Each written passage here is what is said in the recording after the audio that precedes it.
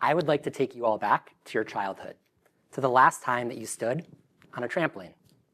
As children, we learn that the world is full of possibilities. A trampoline isn't just a sheet of fabric. It's something that bends and stretches and invites us to imagine what else it might do. Albert Einstein taught us to think about our universe in much the same way.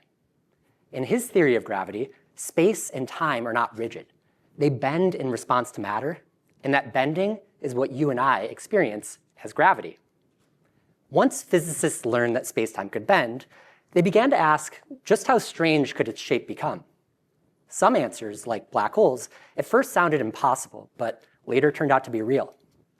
Another bizarre possibility are wormholes. Unlike black holes, in which when something enters, it can never escape, for a wormhole, something can jump in one end and pop out the other side, even if it's unimaginably far away. I first learned about wormholes reading science fiction as a kid, and I was immediately captivated by the idea of something that could allow us to travel immense distances in the blink of an eye, and even conceive of ways to travel backwards in time. Unfortunately, science, much like life, does not stay in childhood forever. We have to stop asking ourselves at some point only what is imaginable, but start asking ourselves what is actually possible. For wormholes, this question of possibility boils down to energy. The equation tells us that in order to keep a wormhole open, you need something called negative energy, an unusual effect that prevents gravity from pinching the tunnel shut. And not just a little of it, you need enough of this negative energy in order to outweigh the positive energy that's often generated by ordinary matter. So I invite you all now to jump off the trampoline with me and enter adulthood.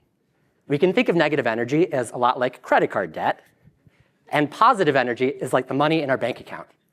Sure, debt can be useful in small, controlled amounts, but if your debt starts to exceed what you can really afford, the whole system breaks down.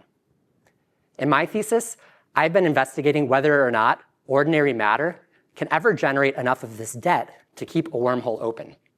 I do this by taking the equations that describe some of the types of matter that we know exist in our universe and playing around with them using good old-fashioned pencil and paper or more modern techniques like computer simulations to see what is and isn't possible. What I find is that nature seems to balance the books remarkably well. Small amounts of this negative energy can appear, but not in the unbounded way that we need to keep a wormhole traversable. To me, this is not a disappointing answer, because I find that science is at its most beautiful when we get to take the ideas that we first imagined as children, but test them against the care, discipline, rigor, and maturity of adulthood. Thank you.